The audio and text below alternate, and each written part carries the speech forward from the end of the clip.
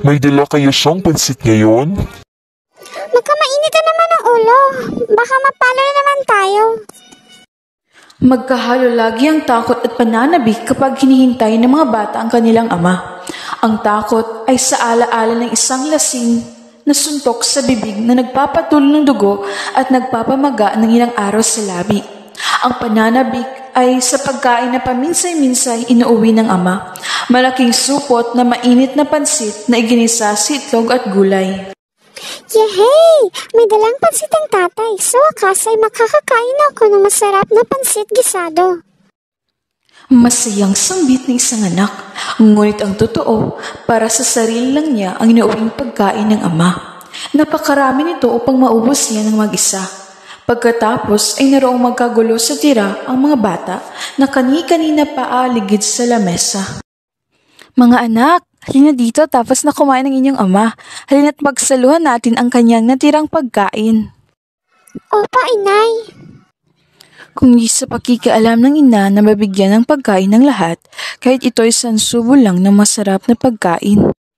Sa pinakamatanda at malakas na bata lamang mapupuntang lahat at ni Katiting ay walang maiiwan sa maliliit. 6 lahat ang mga bata. Ang 2 pinakamatanda ay isang lalaki, 12 anyos, at isang babae, 11. Matatapang ang mga ito, kahit napayat at nagagawa silang lagi ang maghahati sa lahat ng bagay kung wala ang ina, upang tiyaking may parte rin ang maliliit. May 2 lalaki, kambal, 9 anyos, isang maliit na babae, 8 anyos, at isang 2 anyos na pasit pa katulad ng iba ay maingay na naghahangad ng marapat niyang parte sa mga pinag-aagawan. Naalala ko pa noon, 1-2 beses tayo sinurpresa ng tatay. Kaso, hindi na iyon naulit pa.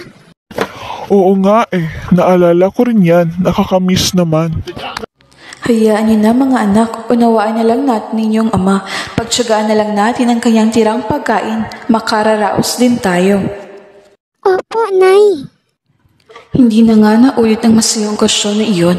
Ito ay napalitan na ng galit at away. Laging narinig ng mga bata na madalas pagbubuhatan ng kamay ng ama ang kanilang ina. Madalas ay may marka ito ng suntok sa mukha, kung kaya't nahihiya ito na maglabada sa mga kapitbahay. Isang araw, Tanggal ka na sa trabaho. ang ama ay natanggal sa trabaho. Mainit ang ulo nito nang umuwi sa bahay dahil sa nangyari. Nagkataon naman. Uy, patahimikin mo na sa pag-iyak si Moymoy.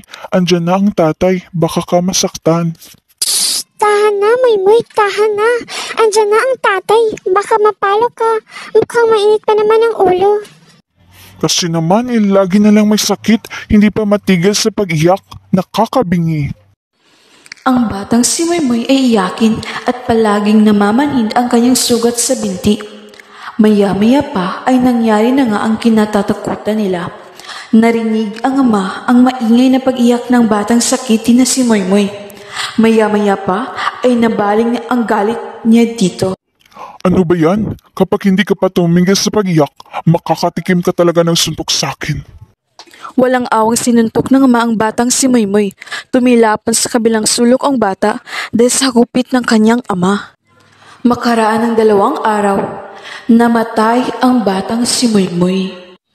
Lubhang nalungkot ang pamilya sa pagkamatay ng bata. Bumuhos rin naman ang pakikiramay sa kanila. Samantala, tila nagsisi at nakonsensya ang ama sa nangyari. Nalungkot ito sapagkat wala na siyang trabaho, namatay pa ang kanyang anak. Kaawa-awa kong Moymoy. Kaawa-awa kong anak. Lubos akong nakikiramay sa pagkawala ng iyong anak. Bilang tulong, tanggapin mo ang munting salapi na ito. Nais ko ring ipabatid sa iyo na, sige na, tinatanggap na kita muli sa trabaho. Nabalitaan ng amo ng ama ang nangyari sa kanya. Isang matigas ang loob pero mabait na tao na noon day nagsisyong kunin siya ulit sa kapakanan ng kanyang asawa at mga anak. Naawa ito kaya agad na nagpaabot ng tulong.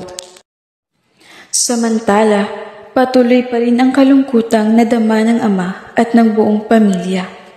Sa oras na iyon, napagtanto ng ama na mali ang kanyang ginawa, kung kaya't napagdesisyonan niyang magbago.